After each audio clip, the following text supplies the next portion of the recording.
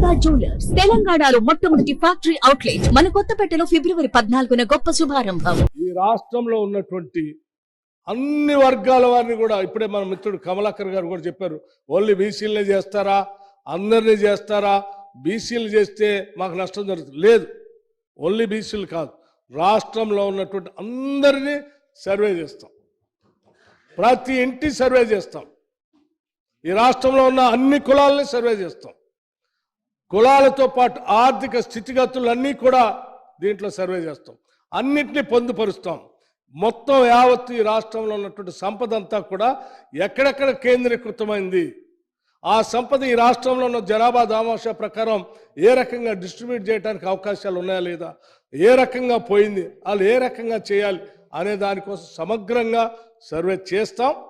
మీ అందరి ఆలోచనల్ని మొత్తం సంపూర్ణంగా తీసుకొని ఈ సమగ్రమైనటువంటి సర్వే చేసి దాని ద్వారా వచ్చినటువంటి ఆలోచనలన్నింటినీ కూడా పరిగణలో తీసుకొని మీరు చెప్పినటువంటి అంశాలు ఉన్నాయి, మీరు పెడతారా లేదా, బీసీ సప్లాన్ లేకపోతే సంపద పంచుతారా, రిజర్వేషన్ బీసీలు కల్పిస్తారా లేదా, ఇవన్నీ కూడా ఈ సర్వే అంతా అయిపోయిన తర్వాత అన్ని రకాలైనటువంటి ప్రణాళికలు తయారు చేసి బీసీ కులగణన దీంట్లో మొత్తంలో బీసీ కులగణన కూడా దీంట్లో పార్ట్ ఉంది, ఆ సంఖ్య కూడా తేలుతుంది.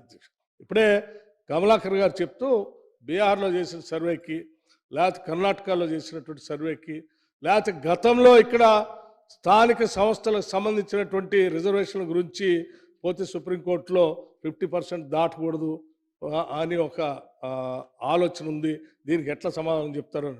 వీటన్నిటికీ సర్వరోగ నివారణగా ఉండే విధంగానే ఈ సర్వే జరగబోతా ఉంది. పూర్తి సర్వరోగ నివారణ సుప్రీంకోర్టు ఏం చెప్పింది, 50% దాటుద్దని చెప్తూనే ఒకవేళ బలహీన వర్గాల సంబంధించినటువంటి వాళ్ళ సంఖ్య 50% దాటో లేకపోతే ఇంకా ఎక్కువ ఉందని అనుకున్నప్పుడు సపోర్టింగ్గా ఉండేటువంటి స్టాటిస్టిక్స్ని మీరు సర్వే చేసి దాన్ని మీరు సమర్పించండి అన్నారు. ఆ సమర్పించడానికి కావాల్సిన సర్వే ఇంతవరకు మీరు చేయలే. 10 సంవత్సరాల అధికారంలో ఉన్నటువంటి మీరు ఇప్పుడు మా కమలాకర్ గారు మాట్లాడుతూ ఇవన్నీ జరగాల్సి ఉండే చేయలేదన్నారు. మేము వద్దన్నామా? వద్దలేదుగా, 10 సంవత్సరాలు చేయమనే చెప్పాం, కానీ మీరు చేయలేదు. కానీ ఈరోజు మేము చేస్తూ ఉన్నాం. ఈ సర్వే ఈ దేశంలో ఉన్నటువంటి సామాజిక, ఆర్థిక, రాజకీయ మార్పులకి ఒక అద్భుతమైనటువంటి పునాదిగా మారబోతా ఉంది. అటువంటి గొప్ప తీర్మానాన్ని ఈరోజు మా ప్రభాకర్ గారు ఈ సభలో ప్రవేశపెట్టారు. సాధ్యమైనంత వరకు అటువంటి మార్పు కోరుకునేటువంటి సభ్యులంతా కూడా మీరు సలహాలు సూచనలు ఇవ్వండి. మాకేం కన్ఫ్యూజన్ లేదు, మేము చాలా స్పష్టంగా ఉన్నాం. కన్ఫ్యూజన్ ఉందల్లా మీకే, మాకు చాలా క్లారిటీ ఉంది.